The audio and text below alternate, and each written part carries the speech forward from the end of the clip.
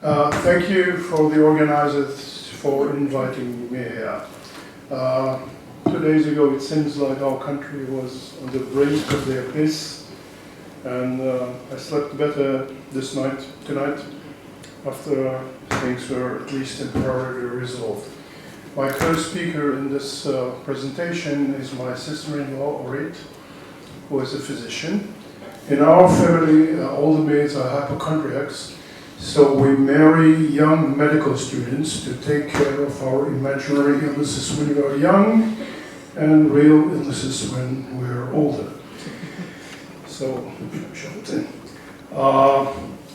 We are talking today about a medical research that was done in the Kovno ghetto 80 years ago and presented to a workshops of doctors in the ghetto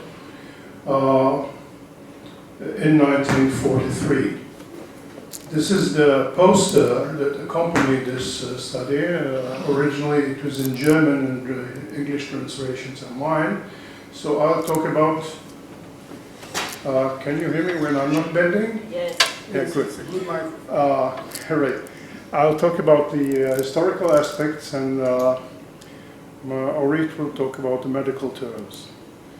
First of all, Kovno was at that period the biggest city in Lithuania and the temporary capital of the country, because Poland organized a fictitious revolt and organized a plebiscite that the people of this area voluntarily decided to join Poland again. So it reminds things that are happening further south today. So Kovno at that time was the temporary capital of Lithuania between 1919 and 1940. There was a major Jewish presence there, religious, cultural, and economic. And there were 35,000 Jews living at the city, who constituted about a quarter of the total population. Jewish medicine in pre-war Kaunas was an excellent quality. Despite the discrimination and segregation, the Jews were not allowed to work in Lithuanian hospitals. 450 out of 800 doctors in Lithuania were Jews. There were clinics operated by OSI, a Gesundheitshaus, it's a kind of polyclinic, health house in English. There were several Krankenkassen, HMOs you would call them, at least in America, and the Bikur Cholim means visiting of the sick hospital that was founded more than 100 years ago. This is the hospital as it looks today. This is a picture of the staff, part of the staff of the hospital. In 1941, after the Barbarossa operation, the invasion of Lithuania, the Nazis established a ghetto in a suburb called Vilijampolė. After an initial period in which 50% of the Jews were murdered, 70,000 Jews remained in the ghetto and enjoyed a quiet period until the summer of 1943, when it was turned over to the SS and became a concentration camp. And the ghetto existed in decent conditions until 1944. This is a picture of the maternity ward of the hospital. The Jewish council in the ghetto was known as Elders Council, Ältestenrat in Hebrew, in German, in Yiddish, Vad Ziknei Eda in Hebrew, and Vilijampolė Žydų Ghetto Bendruomenės Seniūnų Taryba. I don't know Lithuanian, only the sentence. The Jewish council managed to set an impressive and efficient health system. One of the reasons were that the percentage of doctors within this ghetto was probably the highest in the world, in any place, any time. The health system was managed by the experienced doctors and nurses who formed the Gesundheitsamt, health office.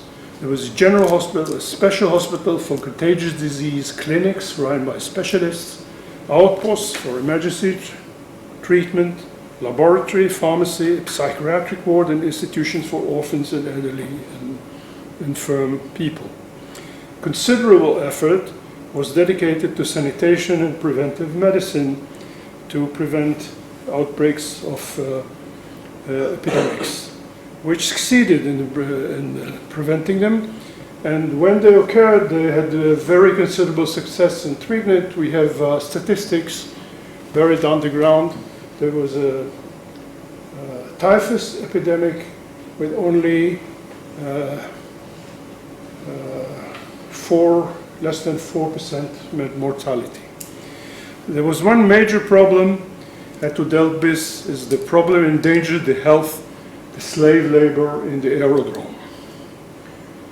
This is some pictures from the health system in the ghetto.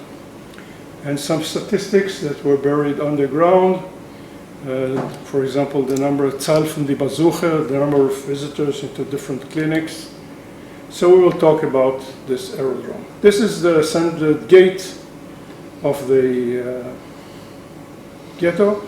And in this place, the Germans tried to rebuild an airport. After the failure of the Blitzkrieg, they had to build a large airport for the Luftwaffe to the Air Force could spend more time over the front. And first they took Soviet prisoners of war to work but they didn't give them food, and they gave them a shelter and also beat them up. So all the Soviet workers died within 2 or 3 months. And they had to replace them with somebody, so they stopped the extermination of the Jews, established the ghetto, and they had to walk between 6 to 10 kilometers, depending where in the ghetto they lived and where in the area of the worship was. You see here the runway. So they employed 3,000 workers, and walking for 10 kilometers, 8 kilometers each day, working 12 hours in very harsh weather conditions and physical labors was very difficult. And they had to take special care, so they opened a special medical department. 16 doctors marched every day, back and forth to the airport to treat the workers in place. In addition, 5 to 7 doctors took care of them in the ghetto. Every month, about 100 of them were wounded, and many more became sick. So there was a medical commission to grant sick leaves for the airport workers. The vision was walking on a tightrope.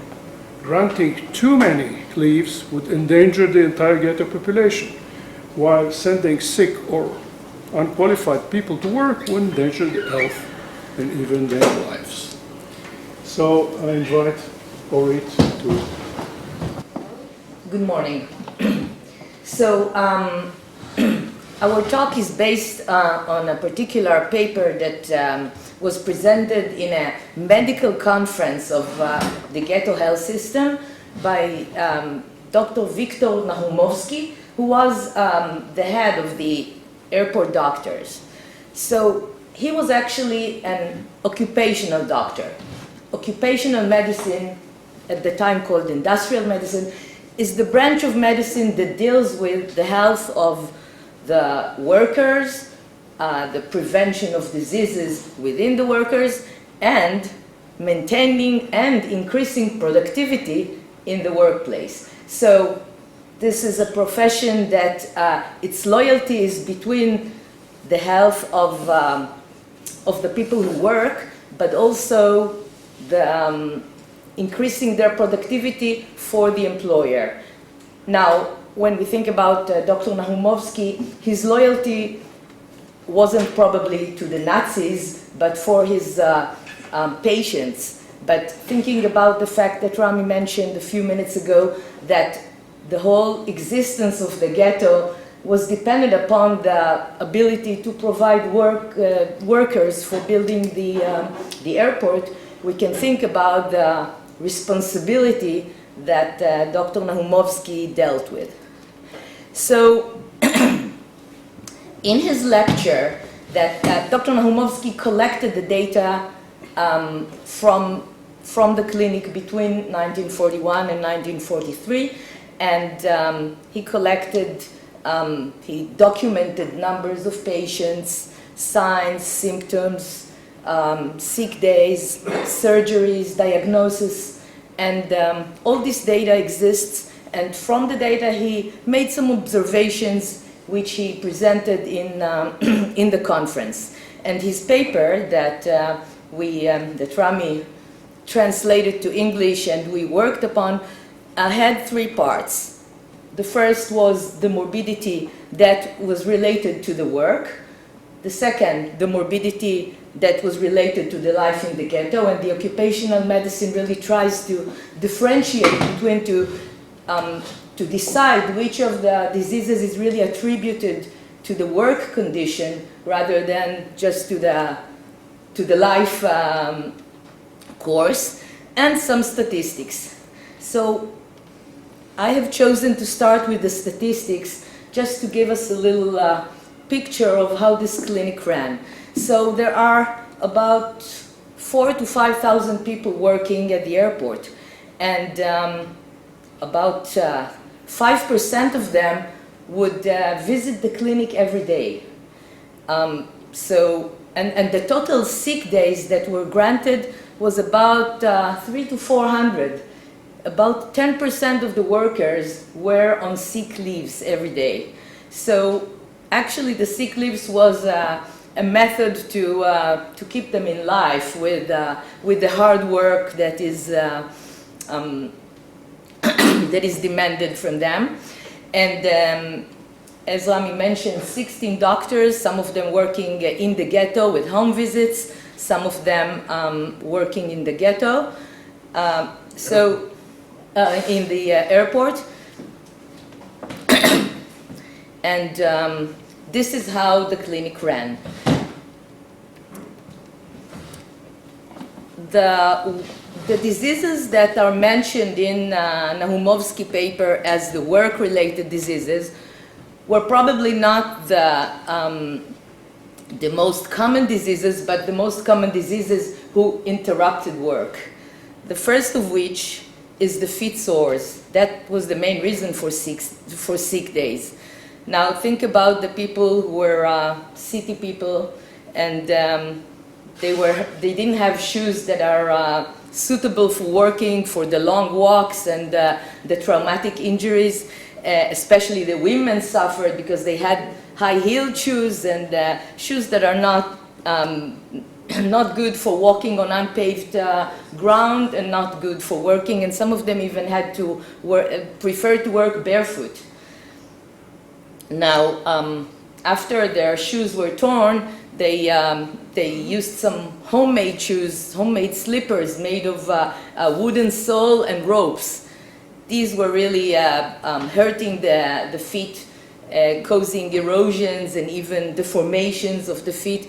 And add this to the cold and the poor hygiene, it was a major problem. And the only way to get rid of it was just rest. So this was one of the main reasons for sick days.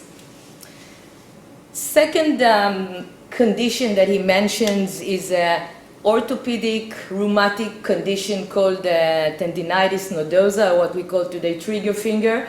It's a condition in which the finger stuck in a bent position, and it can happen in any of the fingers. And this is a result of an inflammation in the sheath of the tendons. And interestingly, Nahumovsky made a few observations about it. It happened in men more than in women. He thought it wasn't related to work because it occurred in both hands, the strong and the weak hand.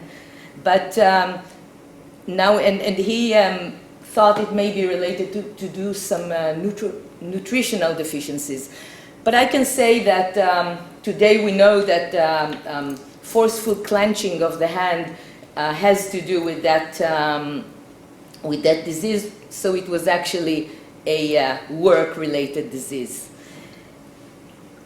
the heart failure, or what Nahumovsky called the tired heart, due to the fact that they did not have echocardiography, maybe not even EKG, he mentions a few different causes that are all expressing as heart failure from different reasons. They try to cope with the tired heart by giving sick days. Now we know that, but although they gave the people the sick days and they recovered while they were at home, when they got back to work, the symptoms reappear. And this is, of course, due to the chronic nature of this disease, and we know that rest wouldn't help here, and some of them had to be transferred to other jobs.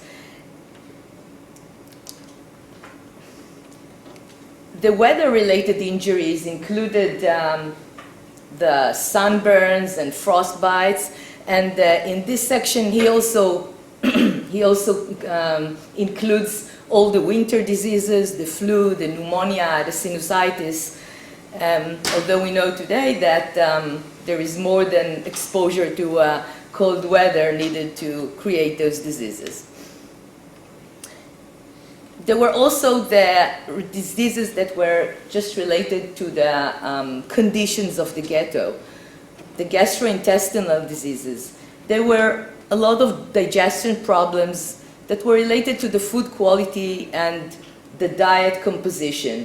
The stomach of the people in the ghetto was not used to eating high fiber food, multi-fiber foods, and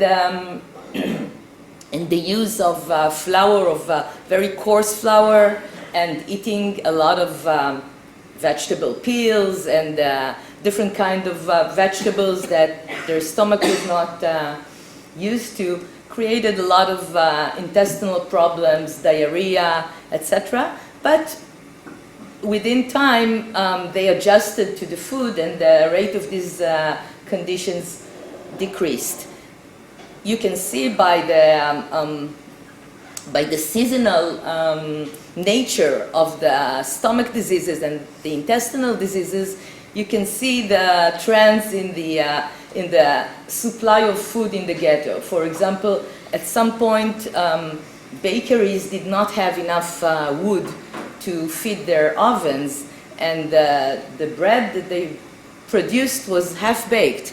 And you all know that eating half-baked food, bread, would cause a lot of digestion problems and gas. And after after this was rearranged, and they had enough wood to make the bread, this problem disappeared. Another time was at Passover, when the bread was substituted by peas and cabbage, which we all know are not easy to digest.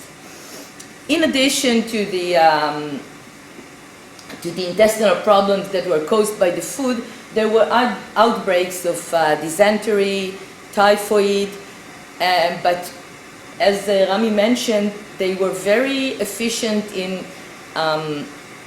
limiting those outbreaks and working on the sanitary and hygiene conditions in the ghetto in order to prevent mass outbreak. There are a few gynecologic diseases mentioned in the paper. A lot of the women, the young women, had amenorrhea, no period, and this is a result of starvation and the hard work. There were uterine myomas that even without the use of an ultrasound, some of them became so large, and the abdomen of the thin women showed the myomas even without having to use an ultrasound. even, even in these conditions, many women did get pregnant, and at some point the Nazis did not allow to continue the pregnancy, and the doctors had to perform induced abortions, which actually were the vast majorities of the surgeries that were carried out in the ghetto were abortions. In the poster that Rami mentioned, there are several organs and diseases.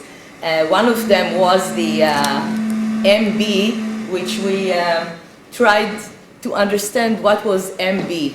We could find out the rest of them, but later on Rami, with the help of his network, found out that MB is Maladie Basedorf, which is actually Basedow disease, what we call Graves' disease, hyperthyroidism. This is a common diseases for young women, and at the time replacement therapy, thyroid replacement therapy was not available. It was already invented in 1930, but it was very expensive, and of course was not available in the ghetto. So the patients were showing up all the symptoms that today we almost never see, the symptoms of hyperthyroidism with bulging eyes, and but one of the things that related to the work was the high metabolic rate that required actually more food or more energy to these people. When you look at the morbidity in the ghetto a long time, you could see that at the beginning, when the ghetto was just established, it was a shock. It was a shock to the people, an emotional shock, the crowded living, the hard physical work, the lack of food.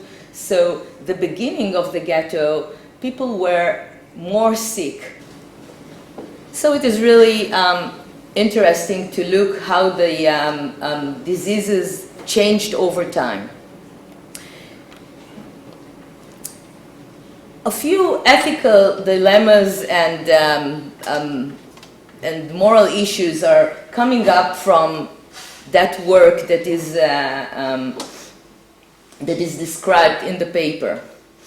First of all, some people were volunteering to work, even though they were older, younger, or sick, and were not initially included in the work list.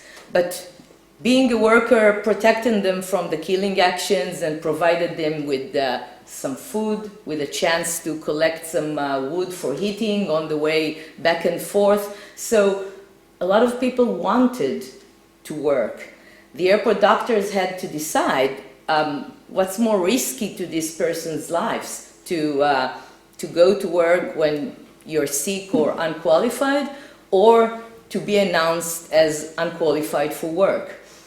The inclusion of teenagers in the workforce, it began with 16-year-old boys and girls who joined the work, but later on even younger children, 14 or even 12, were included.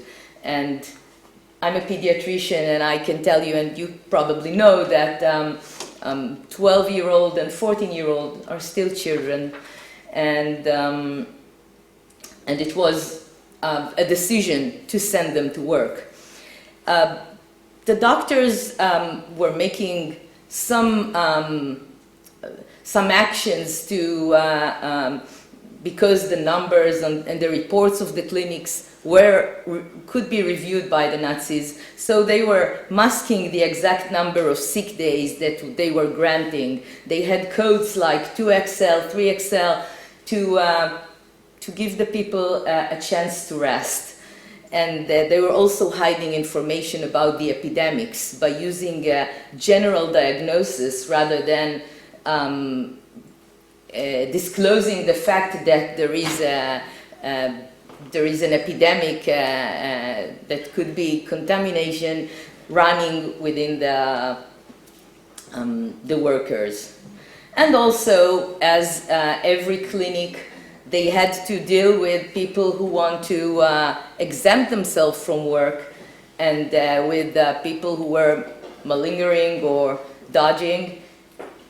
I should say that none of these ethical dilemmas is mentioned in the paper. I was just trying to put myself as a physician into Dr. Nahumovsky's shoes and think about the decisions that he had to make every day. And I think that his paper was not only a show of research and academic curiosity, but also trying to make better clinical decisions in this impossible work as a doctor. And I think this is the end of my talk. Thank you for your attention.